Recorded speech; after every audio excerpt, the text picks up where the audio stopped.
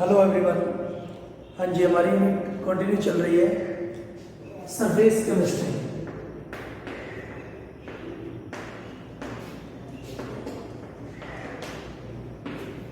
Surface chemistry में last time हमने बात की थी colloidal state of matter. Colloidal state matter की हमारे पास होती है जिसके जो पार्टिकल्स हैं उनका साइज 1 नैनोमीटर टू 100 नैनोमीटर के बीच होता है, और जो फिल्टर पेपर को तो पास आउट कर देते हैं, बट जो परचमेंट पेपर है या फिर एनिमल मेम्ब्रेन है उसको पास आउट नहीं कर पाते। ठीक है, हाँ जी। फिर हम क्लासिफिकेशन की बात कर रहे थे कि कोलोइडल जो पार्टिकल्स हैं उनको कैसे क्लासिफाइड कर सकते हैं। ठीक है, सबसे पहले हमने क्लासिफिकेशन की थी on the basis of dispersed phase, dispersion medium. फिर नेचर के बिहार पर हमने क्लासिफाई कर दिया था। नेक्स्ट हम करते हैं based on the type of particle of dispersed phase. Classify करेंगे based on the type of particles of dispersed phase, particles of dispersed phase।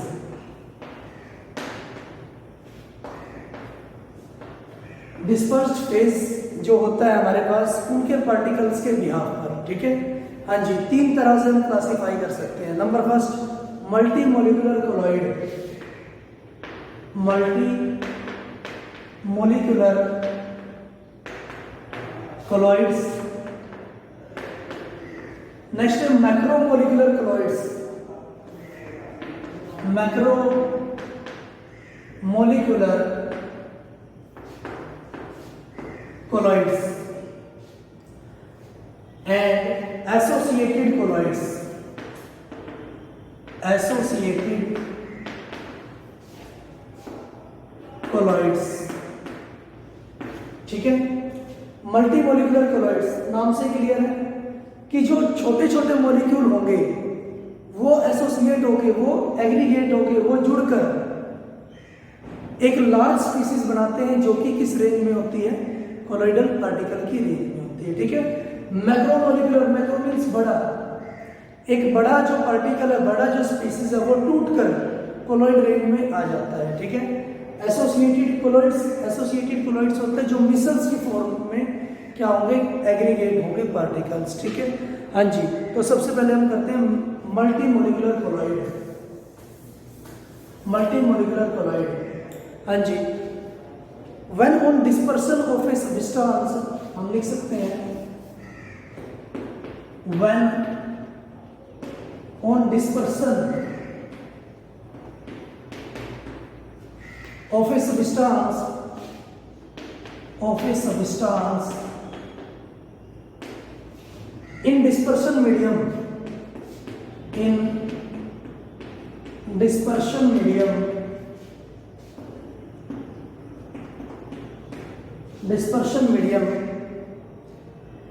a large number of atoms or small molecule, a large number of atoms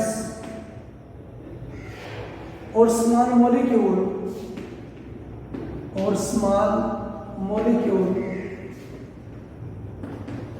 aggregate together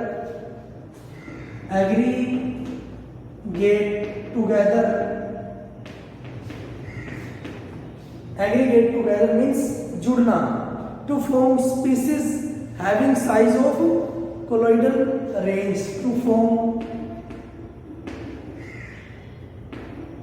species having size of colloidal range, having size of colloidal range,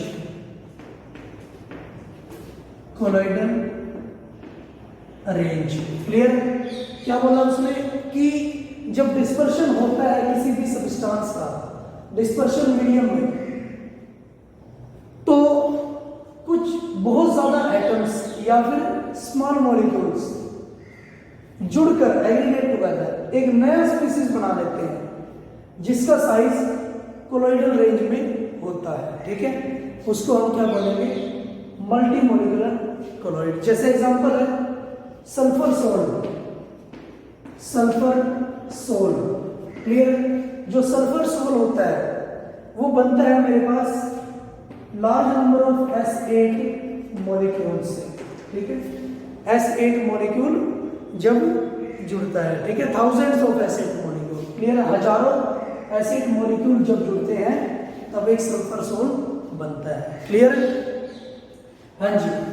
next हम करते हैं बात macromolecular colloid की। Macromolecular colloid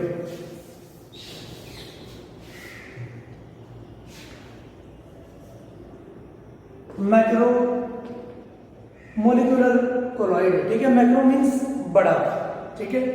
when the substance having big size और large molecule, when the substance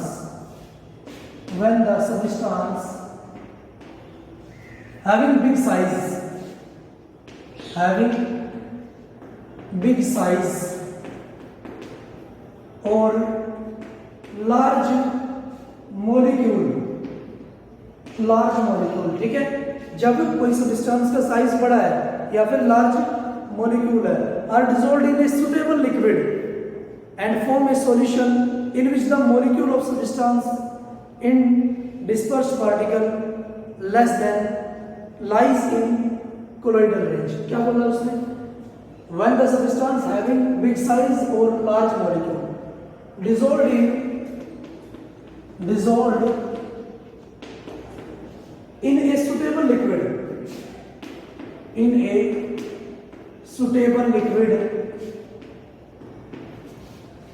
then it dissociates the small molecule in the small molecule, dissociate in the small molecule, ठीक है। वो dissociate हो जाते हैं small molecule जिनका size having size lies in the colloidal range. Clear? तो उसको हम क्या बोलेंगे? मैक्रोमोलिकुलर कोलॉइड, ठीक है। हाँ जी। मैक्रोमोलिकुलर, मैक्रो मीन्स बड़ा, ठीक है। जब कोई बड़ा साइज्ड मॉलिक्यूल है उसको हम किसी सुटेबल लिक्विड में डाल देते हैं। सुटेबल लिक्विड मीन्स जो उसको तोड़ सकता है, तो वो क्या हो जाता है? इट डिसोसिएट, वो डिसोसिएट हो जाता है स्मॉल मॉलिक्यूल की टर्म में, ठीक है। स्मॉल मॉलिक्यूल में डिसोसिएट हो जाता है जिसका साइज लाई करता है किसमें? कोलॉइडल रेंज में। क्लियर है? उसको हम क्या बोलेंगे? मैक्रोमोलिकुलर कोलॉइड्स, ठीक है। उसको हम बोलते हैं मैक्रोमोलिकुलर कोलॉइड। हाँ जी। नेक्स्ट है एसोसिएटेड कोलॉइड। बहुत इंपॉर्टेंट है तीनों एसोसिएटेड कोलॉइड, क्योंकि पेपर में आपके पास डिफरेंस आता है इनका। एसोसिएटेड कोलॉइड,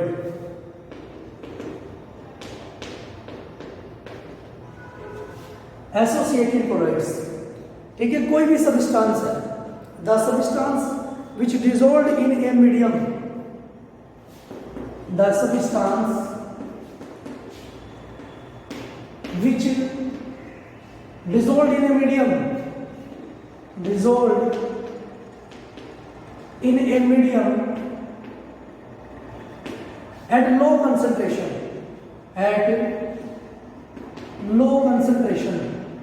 अगर मैं किसी सब्सटेंस को डिसॉल्व कर देता हूं किसी मीडियम में जिसकी कंसंट्रेशन लो हो, तो वो बिहेव करता है एक स्ट्रॉन्ग इलेक्ट्रोलाइट की तरह, ठीक है। बिहेव एज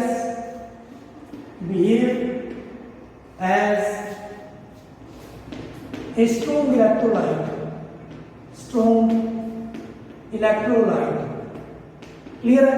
लो कंसंट्रेशन पर तो बिहेव करता है strong electrolyte, but at high concentration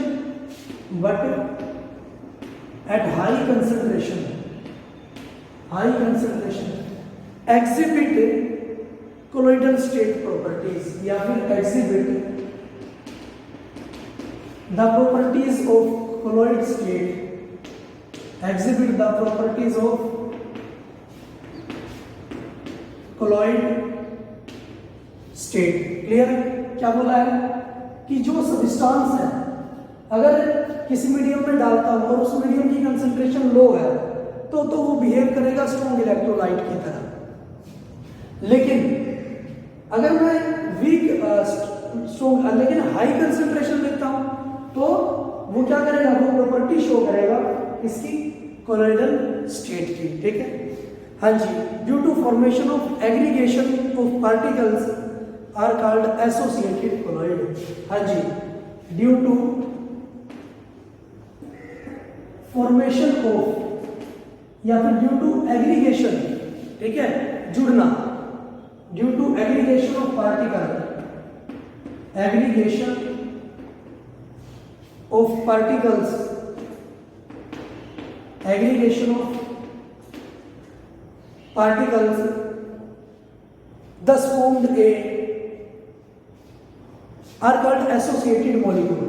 Aggregation of particle are called associated colloids, associated colloid। ठीक है, हाँ जी। और जो एग्रीगेटेड पार्टिकल है, जो जुड़े हैं जो पार्टिकल्स, ठीक है, उसको हम क्या बोलेंगे, micelles. And the aggregated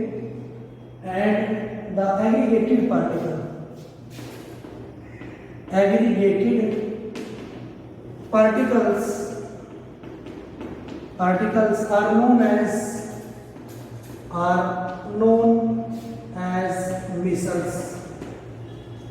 micelles. Clear है? क्या बोला उसने कि कोई सब्सटेंस है, मैं उसको किसी मीडियम में डिसॉल्व करता हूं और अगर उस मीडियम की कंसंट्रेशन है लो तो वो बिहेव करता है एक स्ट्रॉन्ग इलेक्ट्रोलाइट की तरह। ठीक है, लेकिन अगर मैं हाई कंसंट्रेशन पे लेता हूं, उस मीडियम की कंसंट्रेशन हाई कर देता हूं, तो एक्सिबिट करता है वो सब्सटेंस कोलॉइडल पार्टिकल की तरह। ठीक है, और वही पार्टिकल एग्रीगेट हो जाते हैं। ठीक है, जिसको हम क्या बोलते हैं, एसोसिएटेड कोलॉइड। और जो एग्रीगेटेड जो पार्टिकल्स हैं उनको हम बोलते हैं मिसल्स। ठीक है, उनको हम क्या बोलेंगे, मिसल्स। अब मिसल्स बनती कैसे है, formation of micelles,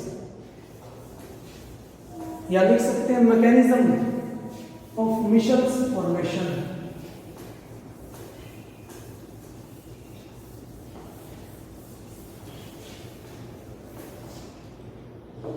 mechanism of micelles formation. Micelles बनती कैसे है? हाँ जी, हमारी जो प्रीवियस क्लासेस है उसमें बात हो चुकी है हमारी। ठीक है, हाँ जी। जैसे हमें पता है जो सोप होता है,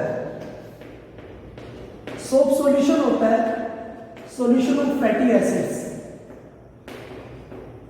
फैटी एसिड्स का सॉल्यूशन होता है सोप। ठीक है, हाँ जी।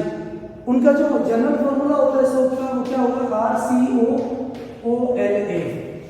क्लियर है, RCOONA। हाँ जी।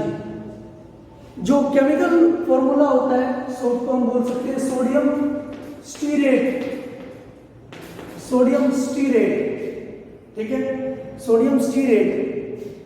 जो केमिकल फॉर्मूला होगा वो होगा C17H35COONA। क्लियर है, sodium stearate. And sodium palmitate, sodium palmitate, जिसका जो केमिकल फॉर्मूला होगा C15H31COONA। क्लियर? हाँ जी। तो ये मेरे पास सोप के जो केमिकल नेम है और केमिकल फॉर्मूले हैं। मुझे इसमें पता लग रहा है कि जो सोप है उसके पास दो पार्ट है, एक तो है हाइड्रोकार्बन चेन, एक तो है हाइड्रोकार्बन चेन और दूसरा है सोडियम एसीटेट आयन। ठीक है, हाँ जी। जो ये हाइड्रोकार्बन चेन है, हाइड्रोकार्बन चेन है मेरे पास, और ये है मेरे पास पोलर पार्ट इसका। ठीक है, पोलर पार्ट जो हाइड्रोकार्बन चेन है उसको मैं बोलता हूं टेल, और जो पोलर पार्ट है उसको हेड हम बोलते हैं, ठीक है। जो हाइड्रोकार्बन चेन है वो क्या होता है, नॉन पोलर, तो इसको मैं नॉन पोलर पार्ट भी बोल सकता हूं, नॉन पोलर पार्ट भी बोल सकते हैं, ठीक है। हाँ जी, जो नॉन पोलर पार्ट है या हाइड्रोकार्बन चेन है वो होता है hydrophobic in nature, hydrophobic in nature. Hydro means water, phobic means non loving, water non loving means water में नहीं घुलता या फिर वाटर रिपेलिंग हम बोल सकते हैं। पोलर पार्ट वो होता है hydrophilic, hydrophilic, hydrophilic part. Hydrophilic means water loving, water loving. तो मैं बोल सकता हूं जो टेल है वो हाइड्रोफोबिक होगी, वाटर रिपेलिंग होगी, और जो हेड है वो हाइड्रोफिलिक होगी, वाटर अट्रैक्टिंग होगी, ठीक है। हाँ जी, तो मिसल्स किस तरह से बनती है?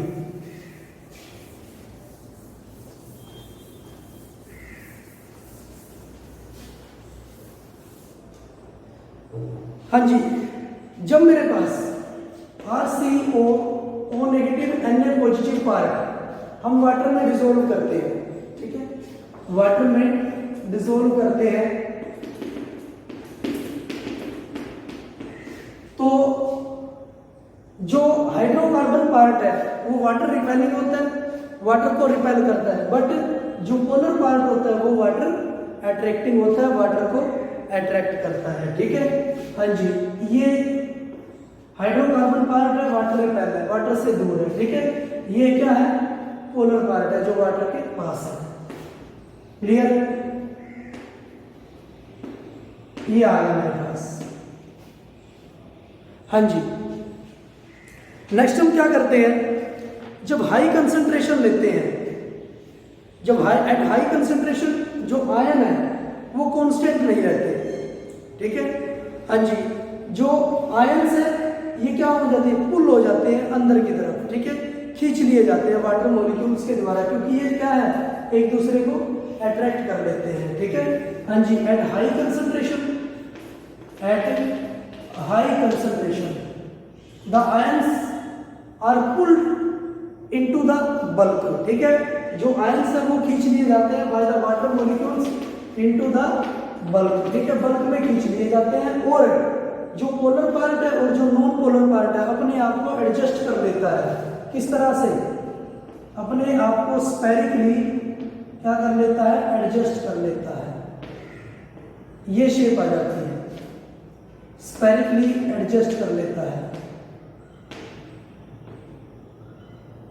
स्फेरिकली एडजस्ट कर लेता है, क्लियर है। जिसमें जो नॉन पोलर पार्ट है, जो नॉन पोलर पार्ट है वो तो क्या रहेगा, वाटर से दूर रहेगा, ठीक है, और जो पोलर पार्ट है वो वाटर के साथ रहेगा, ठीक है। तो इस स्फेरिकल पार्ट को हम क्या बोलते हैं, मिसल्स। स्फेरिकल पार्ट को हम क्या बोलेंगे, मिसल्स, ठीक है, क्लियर है। हाँ जी, इस तरह से मिसल्स हमारी बनती है। नेक्स्ट हम करेंगे क्लीनिजिंग एक्शन ऑफ सोप, ठीक है, कि जैसे हम कपड़े वॉश करते हैं, ठीक है, तो वो किस तरह से एक्शन करता है, सोप उन पर किस तरह से एक्शन करता है, ठीक है। क्लीनिजिंग एक्शन ऑफ सोप। हाँ जी, हाँ जी, मान लो हमारे पास कोई क्लॉथ सरफेस है, ये हमारे पास क्लॉथ सरफेस है, और इस पे कुछ ऑयल या फिर ग्रीस के जम्स इस पे स्टिक होते हैं, ठीक है। हाँ जी, ऑयल या फिर ग्रीस का जो जम्स है इस पे स्टिक होंगे। ये क्लॉथ है हमारे पास, ये ग्रीस है। हाँ जी, नेक्स्ट हम बात करते हैं, जब हम इनको वाटर में डालते हैं, मुझे पता है ये क्या है, हाइड्रोफोबिक होता है, हाइड्रोफोबिक होता है, वाटर नॉन लविंग होता है, या फिर मैं बोल सकता हूँ नॉन पोलर होता है, क्योंकि अगर पोलर होता तो वाटर में क्या हो जाता, घुल जाता, ठीक है, पर ये नॉन पोलर है, वाटर में नहीं घुलता, ठीक है। हाँ जी, जब सोप को हम कांटेक्ट में लाते हैं वाटर के, ये हमने इसको वाटर में डाल दिया, जब सोप को हम कांटेक्ट में लाते हैं वाटर के तो वो ग्रीस के साथ बॉन्ड बना लेता है, ठीक है। और बॉन्ड किस तरह से बनाता है, क्योंकि ये नॉन पोलर पार्ट है, ये नॉन पोलर अट्रैक्ट करता है जो सोप का नॉन पोलर पार्ट है उसको, और जो पोलर पार्ट है मींस वाटर मॉलिक्यूल है सोप के पोलर पार्ट को अट्रैक्ट कर लेता है, ठीक है। तो एडजस्ट इस तरह से कर लेता है, ये नॉन पोलर पार्ट है ग्रीस और नॉन पोलर पार्ट है किसका, सोप का, क्लियर है। इस तरह से एडजस्ट हो जाते हैं। Non polar attract non polar of the soap and polar part of water molecule attract the polar part of the soap molecule, clear. हाँ जी, फिर high concentration, at high concentration पे क्या होता है, एट हाई कंसंट्रेशन जो water molecule है soap के जो पोलर पार्ट है उसको फिर अपनी तरफ अट्रैक्ट करता है, ठीक है। वाटर मॉलिक्यूल सोप के जो पोलर पार्ट है उसको अपनी तरफ अट्रैक्ट करता है, ठीक है। अपनी तरफ अट्रैक्ट करता है तो इससे जुड़ा क्या है, इसका नॉन पोलर पार्ट, वो भी अट्रैक्ट होगा। अब नॉन पोलर पार्ट से क्या जुड़ा है, ग्रीस, ठीक है, ग्रीस का जो पार्ट इस पे लगा हुआ है, स्टिक हुआ है, ठीक है। हाँ जी, वाटर मॉलिक्यूल अट्रैक्ट करेगा सोप के पोलर पार्ट को, पोलर पार्ट के साथ जुड़ा है सोप का नॉन पोलर पार्ट, और नॉन पोलर पार्ट के साथ जुड़ा है ग्रीस, ठीक है, जिससे क्या हो जाता है, वाटर के अंदर मिसल्स की फॉर्मेशन हो जाती है, क्लियर है। मिसल्स की फॉर्मेशन हो जाती है जिसमें वो अपने आप को एडजस्ट करते हैं कि जो नॉन पोलर पार्ट है वो तो रहेगा किसके साथ, वो तो रहेगा वाटर से दूर, वाटर रिपेलिंग होता है, और जो पोलर पार्ट होता है वो वाटर लविंग होता है, वाटर के साथ रहेगा, क्लियर है। और इससे हमारे पास जो सरफेस था क्लोथ्स के साथ जो सरफेस था, ठीक है, उस पर से जो जम्स है या फिर जो ग्रीस है वो भी हट जाता है। मींस हमने क्या बोला कि जो पोलर पार्ट है वाटर मॉलिक्यूल का वो पोलर पार्ट सोप के पोलर पार्ट को क्या कर लेता है, अट्रैक्ट कर लेता है, और पोलर पार्ट के साथ जुड़ा है इसका नॉन पोलर पार्ट तो वो भी अट्रैक्ट होगा, और नॉन पोलर के साथ पार्ट के साथ जुड़ा है ग्रीस पार्टिकल्स तो उसके साथ वो भी अट्रैक्ट होंगे, क्लियर। तो ये मिसल्स हमारे पास बन जाती है और हमारे पास जो कपड़ा होता है वो क्लीन हो जाता है, ठीक है, उससे ऑयल ड्रॉपलेट्स घट जाती है या फिर रिमूव हो जाती है, क्लियर, ठीक है। तो आज के लिए इतना ही हम इसमें करेंगे। Thank you for cooperation.